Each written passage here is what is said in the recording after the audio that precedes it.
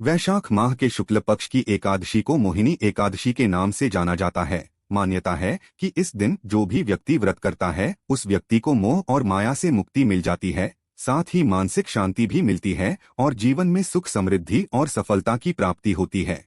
इस दिन भगवान विष्णु को प्रसन्न करने के लिए और उनकी कृपा की प्राप्ति के लिए पूरे विधि विधान से भक्त व्रत करते हैं, या फिर कई भक्त ऐसे हैं जो कि किसी कारण व्रत नहीं कर पाते हैं, वह भी आज के दिन भगवान श्री विष्णु की विधि विधान से पूजा करते हैं, प्रार्थना करते हैं या मंत्र का जाप करते हैं, तो भी उन्हें व्रत के बराबर का ही पुण्य प्राप्त होता है, क्योंकि यह एकादशी बहुत ही श्रेष्ठ मानी गई है। तो आज की वीडियो में आप जानेंगे कि वैशाख मास की शुक्ल पक्ष की एकादशी मोहिनी एकादशी कब है, एकादशी की तिथि कब प्रारंभ हो रही है और कब समाप्त होगी, आपको व्रत कब धारण करना है और व्रत के पारण यानी कि व्रत खोलने का शुभ मुहूर्त क्या रहेगा, और कैसे इस व्रत का संपूर्ण फल हमें प्राप्त हो। जिस भी मनोकामना से हम भगवान श्री विष्णु की पूजा कर रहे हैं, हमारी वह मनोकामना पूर्ण हो, इसके लिए आज विशेष क्या करना चाहिए, संपूर्ण जानकारी आपको आज की वीडियो में बताएंगे, तो वीडियो को अंत तक जरूर देखें। साथ ही अगर वीडियो अच्छी लगे तो लाइक भी जरूर कीजिए।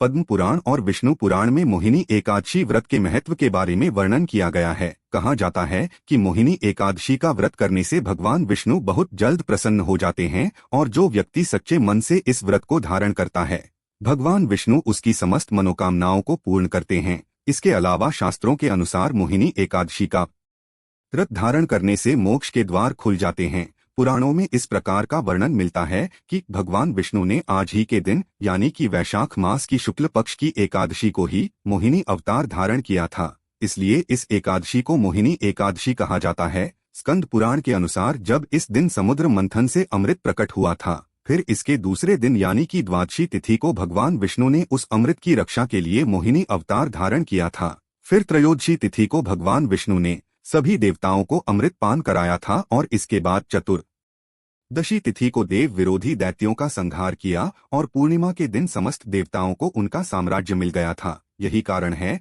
कि इन 5 दिनों तक भगवान विष्णु की पूजा करने से सभी प्रकार की परेशानियां दूर हो जाती है और व्यक्ति की सभी तरह की मनोकामना पूर्ण हो जाती हैं। वैशाख मास के अंतिम 5 दिन जो होते हैं, अर्थात एकादशी से पूर्णिमा तक, अगर आप इन 5 दिनों तक स्नान दान पूजा पाठ विधि विधान से करते हैं, तो आपकी सभी प्रकार की मनोकामनाएं पूर्ण होती है, समस्त प्रकार की परेशानियों से आपको मुक्ति मिल जाती है। अब जैसे कि बहुत से भक्त हैं जो कि वैशाख मास का स्नान करते हैं, लेकिन कई भक्त ऐसे हैं जो कि स्नान दान व्रत नहीं कर पाते, उन्हें भी इन 5 दिनों तक मतलब एकादशी से पूर्णिमा तक विधि विधान से भगवान श्री विष्णु की पूजा करनी चाहिए। इस दिन सूर्योदय से पहले उठकर अगर आप स्नान कर लेते हैं, विधि विधान से पूजा कर लेते हैं, तो आपका वैशाख मास का स्नान माना जाता है, और यह एकादशी से पूर्णिमा तक के अंतिम 5 दिन बहुत ही महत्वपूर्ण माने जाते हैं।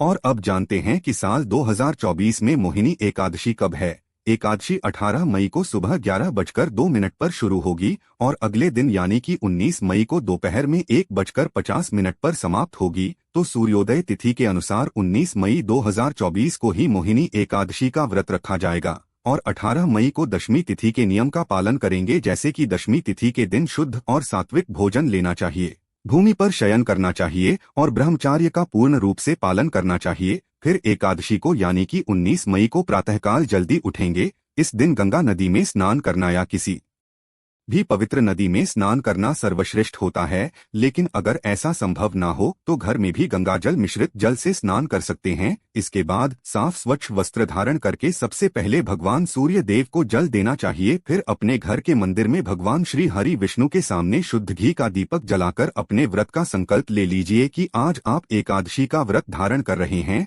अगर आपकी कोई भी मनोकामना हो तो मनोकामना के साथ संकल्प ले। संकल्प के बाद आपका व्रत प्रारंभ हो जाता है। मोहिनी एकादशी के दिन भगवान विष्णु की पूजा की जाती है। विधि विधान से भगवान श्री विष्णु की पूजा करने के बाद उनकी आरती कर लीजिए, मंत्रों का जाप या नाम जप कीजिए। और अगर आप व्रत नहीं धारण करते हैं, सिर्फ पूजा कर रहे हैं, तो ऐसे में आप भोजन ले सकते हैं, लेकिन बिना लहसुन प्याज का भोजन ही कर सकते हैं। फिर शाम के समय संध्या काल में विधि विधान से भगवान श्री विष्णु की पूजा करेंगे। उनके सामने गाय के शुद्ध घी का दीपक जलाकर मंत्रों का जाप करेंगे।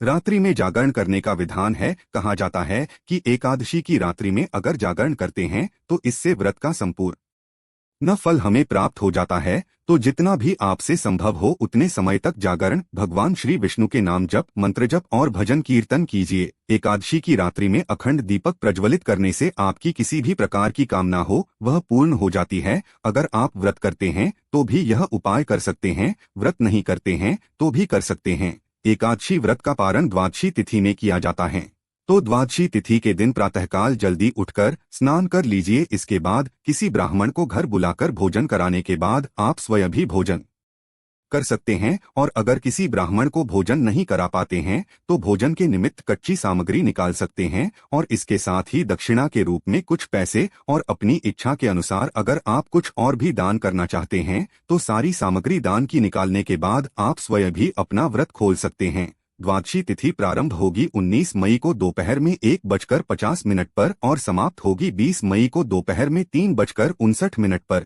मोहिनी एकादशी व्रत के पारण का शुभ मुहूर्त 20 मई को सुबह 5:28 से सुबह 8:12 तक। तो दोस्तों, यह थी जानकारी मोहिनी एकादशी व्रत की। उम्मीद करते हैं आपके लिए यह वीडियो उपयोगी हो।